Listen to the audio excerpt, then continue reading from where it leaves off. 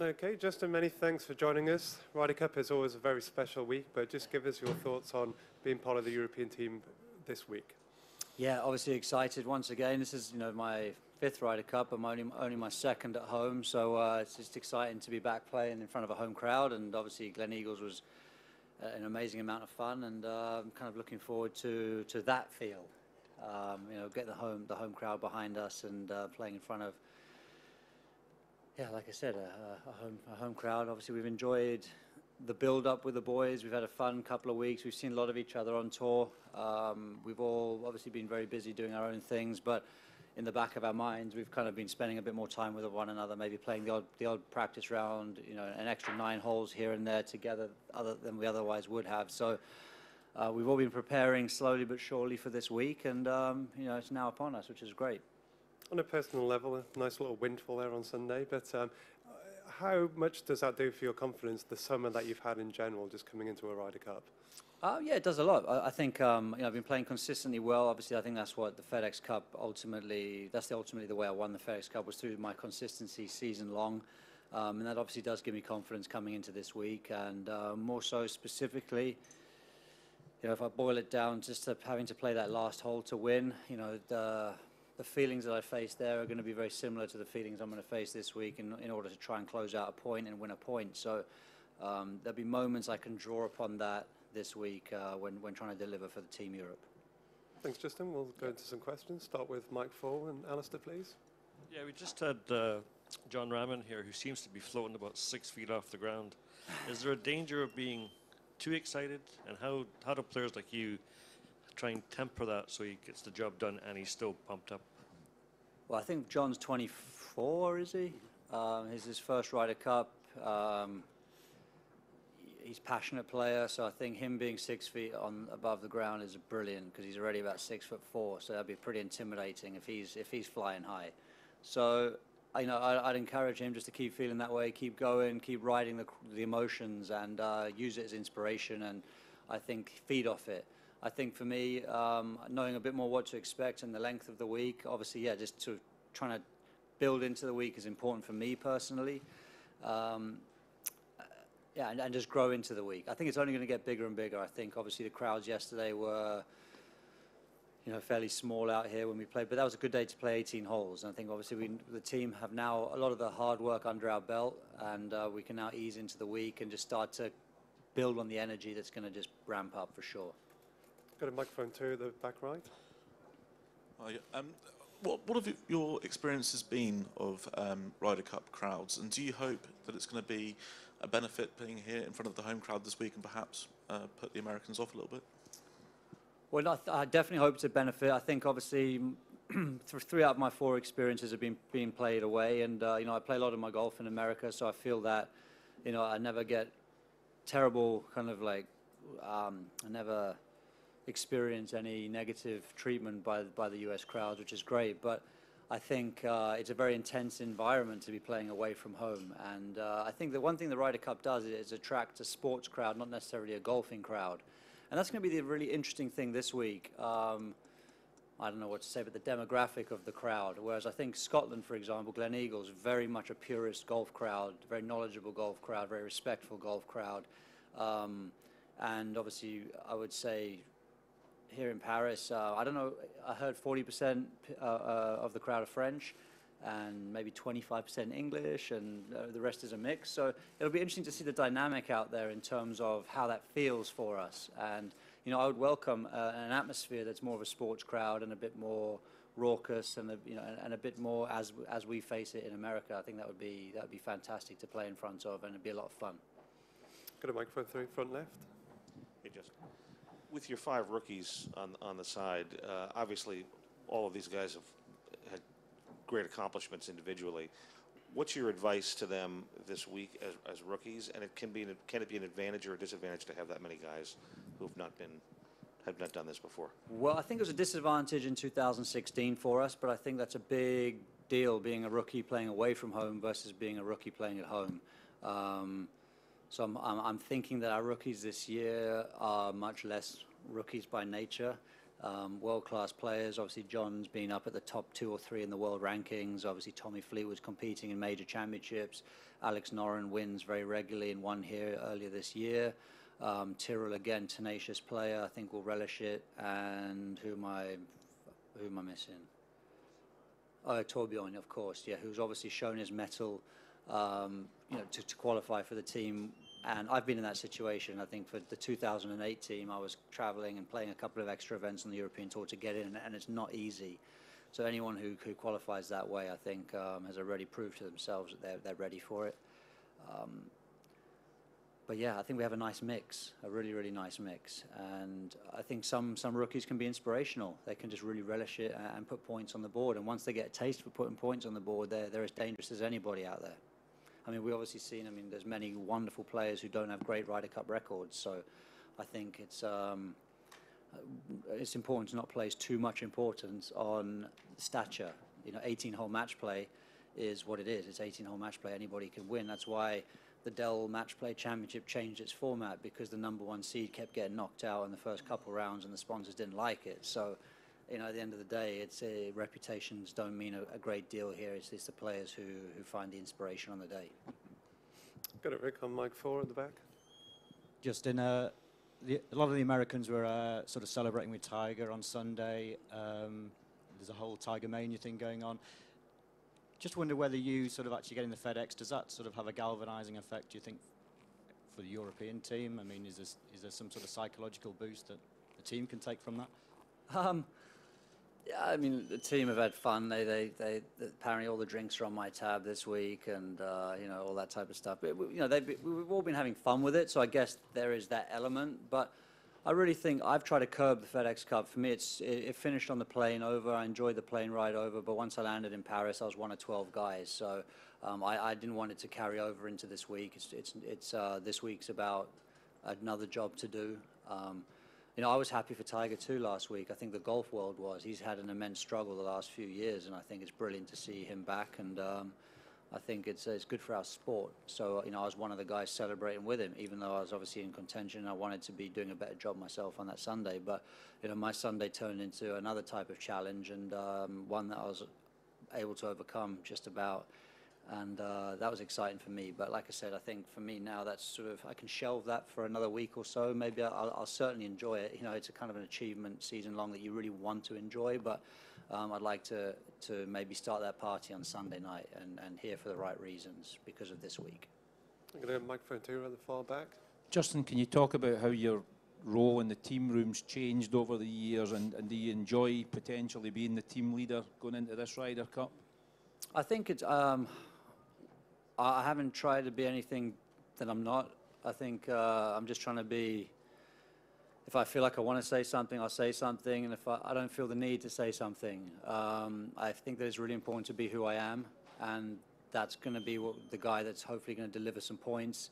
That's what talks the most, is earning points, leading by example rather than talk. So, and that's what Thomas has encouraged me to do. He's just encouraged me to be myself, and that's why he's been such a fantastic captain so far. Is that, even in the year leading up to this point, he just put a lot of trust in me to be ready for September. He didn't put pressure on me to play in Paris in June if it didn't suit my schedule. He didn't put pressure on me to do anything that wasn't right for me personally, and therefore trusted all of my decision making to get here and be ready to play and ready to earn points. So, and that extends to the week and to the team room. Just be natural and be yourself. So, sure, my confidence through the years has probably grown. I've been able to play well in Ryder Cups, and if I can share experiences that are going to be helpful and meaningful to other players, of course I'm going to do that. But I'm not going to try and be anything that I'm not. Let's start mic 2 with John, please. Justin, you spoke at Hazeltine about the course and the setup. What is it? How does this course suit your eye, and what are your thoughts about this? Yeah, it's a really good setup. It's a very fair setup, and it's a very challenging setup, especially with the wind direction that we played yesterday. There's a lot of tee shots with the wind blowing left to right, which is hard to fit into the fairways. The fairways are fairly narrow, which is in stark contrast to how Hazeltine was set up. Typically, the Medinah and Hazeltine have been very little rough, very fast greens, and obviously here we have quite narrow fairways, quite substantial rough off the fairway where you're struggling to get to the green, and greens that are rolling fairly fast, but not quick. You know, they're rolling a beautiful like 10.5, 11, which is great for this style of golf course and these, you know, the surface, the type of grass that we have. So I think actually will create interesting. We all know this golf course is a great golf course, lots of water. You're going to see more. I think it's going to create very interesting matches. I think in Hazeltine was a putting competition for a large, you know, for the most part, the greens were perfect.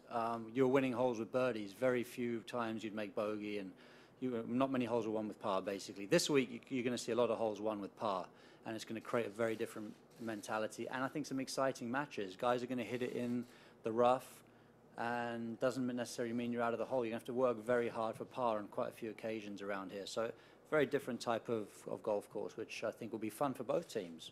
And I'm not saying it doesn't suit any team more than any other. You know, this is, you could argue, quite US Open-esque. So traditionally, you know, quite narrow fairways, a lot of rough. So no one's going to be unfamiliar with this type of golf. No, not generally, I suppose. But yeah, I mean, obviously, it's a wonderful finish here, it really is. And obviously, I hope that a decent amount of matches do get to 18, because that's, you know, it really is a fantastic golf hole. Got a mic one down the front.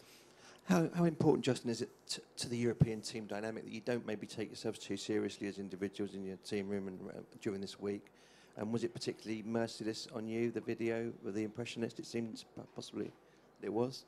What do you mean? I've got my gold medal here, polishing it away. No, it wasn't too merciless on me, I don't think. I mean, I think it was all in good spirit. The more merciless, the more funny, I think, is kind of the nature in which it was intended. So, yeah, they were all brilliant. What was the first part of your question? Sorry. Is it important to the team dynamic that you maybe don't take yourself too seriously? It seems like a British thing, maybe a European thing, perhaps more than an American thing. Yeah, very much so. You know, if you're getting slated in the team room, it means you're loved. Yeah, absolutely. We'll go to microphone 2 with Phil, please. Justin, over here on the right. Right hand side, sorry. Yes. John Rahm was in here earlier on, and he said that the jet lag had him asleep on the physio table yesterday. So I was just wondering, how much has last week taken out of you, especially considering what you had to do on Sunday evening? And are you confident you'll be sort of fully fit to play 5 if necessary this week? Yeah, actually, no, to be honest, I've had a bit of a dream kind of run into this. I slept probably 5 hours on the plane, and then I've had 2 full nights sleep, my first 2 nights here. So really clicked in surprisingly well to the time change, and yeah, I've had no idle hours awake that I wish I was asleep. So I've done really well, and hopefully that will start to pay off as the week goes on. Yesterday was an incredibly long day. Obviously, we played 18 holes. That was the team's choice, was to do that, get some of the hard work knocked out early, so we can now focus on easing our way into Friday morning. And yeah, if I'm called upon to play 5, then I will do. I think I've played 19 out of 20 matches of the Ryder Cups that I have played, so I'm sort of used to that in a way. But I will be ready if needed. Yeah. I've got a car on mic 3 in front Hey there. Justin, congrats on the FedEx Cup. Thanks. Great to see you on Sunday. How important was it to you to have Henrik Stenson on this team? Yeah, really important, I think. Obviously, Henrik, you just got to look at his statistics. I mean, I think he's #1 on the PGA Tour fairways hit. He's #1 on the PGA Tour greens in regulation. Who wouldn't want to play with that guy? I mean, but what he brings to the team is not necessarily great ball striking, or not only great ball striking. You know, he's a fantastic guy. He's got a brilliant sense of humor, as has been referred to today. His caddy as well has great relationships within the team, and certainly a great relationship with my caddy Fooch. So if Henrik and I were to play together this week, it's not just me and him that get on really well. It's you know, our 4-ball, you know, the 2 caddies as well create an awesome dynamic, and I think that's actually an important part of it. And you know, Henrik and his family I adore, and we spent a bit of time with them after the Open in Sweden. So yeah, we're definitely sort of good friends on and off the golf course, and I was delighted that, you know, he was going to be part of the team. And I don't think there was ever a doubt that he was going to be part of the team. I think you know, he's the kind of experienced player that you want to have. You know, and I think from a captain's point of view, he's one of your reliable guys out there that you need to lean on. Question on mic 4 in the middle. Rosie, as the new FedEx Cup champion, I'm hoping you can offer some perspective here. Phil made the argument yesterday that the playoffs has helped the Americans because they're playing all the way through to the Ryder Cup, as opposed to in the old days they would take 4 to 5 weeks off. Do you think there's any merit to that conversation? Well, I think our team's fresher than the American team. So it's going to be an interesting conversation for sure because, you know, I'm hoping that that's one of our benefits is that we're slightly more rested as a team, as a collective group. And, yeah, the guys have been playing hard, obviously, and playing under a lot of pressure. And, you know, obviously, as have I. But, you know, I've also done a lot of things. I've made a lot of little small mini decisions through the playoffs to try and keep a bit of gas in the tank. I've played many less practice rounds than I otherwise would have. I've skipped out on the Pro-Am in Boston and only turned up Thursday evening. So there's been a lot of conscious decisions my end to try and get through this week. And, you know, the guys that have been playing over here in Europe have played a lot less golf. And then some of the other guys on the team, some of the more experienced guys, haven't played all of the FedEx Cup playoffs. Henrik took a couple off. And so I really feel like we're more rested. So, you know, it's interesting. So that they might feel like they're playing their way in, and our guys are going to have a bit of gas in the tank. So we'll have to evaluate it on Sunday, but I'm hoping our strategy is going to be the one that pays off in the long run. Time for a couple more. Go microphone 2 at the far back. Justin, you've obviously played in all sorts of high-pressure situations as an individual. Is the Ryder Cup still a unique test of character as far as you're concerned? Can you explain what that test of character is? Yeah, it's. I think no matter how many times it's once every 2 years. So you never get comfortable with it. I don't think you can ever really walk onto that first tee Friday and go, yeah, this feels good, or this feels normal. Of course, it feels good. You feel alive, and I think you know, Jose Miralathabel gave us a little memento one year, and it says, "All men die, but not all men live." And I think what he meant by that is feeling that adrenaline, feeling that whatever you want to call it, but feeling that emotion, I think, is what it's all about. And I think there's no more intense session than the first morning on Friday. That's what everything is, a crescendo there. And then I think from Friday morning onwards, you kind of build into the week, and then you start to get comfortable. Friday afternoon, you're into it. Saturday morning, it's intense again, but you've done it before, the day before, so you start to build into the week. But no doubt that peak on Friday morning is something that you anticipate and you're never quite comfortable with, but that's the beauty of it. And I think especially this year, the scenes around that first tee could be absolutely amazing. I mean, it's the most incredible first tee shot I've ever seen, for sure. And this year it's a long iron. You know, normally you tee up the driver and just hope for the best, but now you might have to hit a good old 3-iron down there. Could be interesting. I'll take the last question from Tim on microphone 3.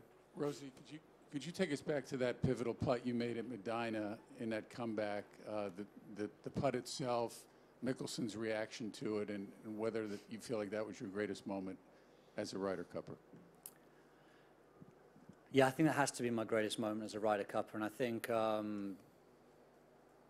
the momentum in which it created for the team, you're not quite aware of when you're completing your match. But I think it happened at a time where people watching at home suddenly started to believe that we could do this, and the comeback was on. So from that point of view, it's been, the story has been told to me many times. But I just remember I had a putt from about 10 feet to stay 1 down with 2 to play, and I made that to give myself half a chance.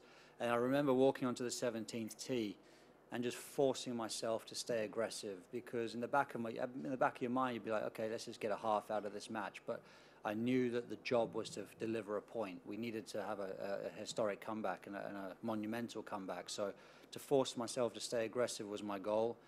And then the putt on 17 was, yeah, unbelievable. And that's what kind of people remember, is the putt on 17. But that only got me all square. So my funny reaction of kind of waddling up there and not really going crazy. Inside I wanted to, cannonball into the lake, but I knew that I was only all square. I had to go to 18 and win the hole. So I remember just consciously walking as slowly as I could to get the ball out the hole, get into the 18th tee, and then continue to play 18 well. So that putt on 17 means nothing if I lose 18, and I was very conscious of all of that at the time. But the putt that I was most proud of was the one on 18 to finish it off, and that's the one that's not really necessarily remembered or talked about. But as a player, to make it on 18 is the one that counts. Okay, Justin, we'll let you go and practice. Thanks All for right, joining us. thank you. Good luck this week.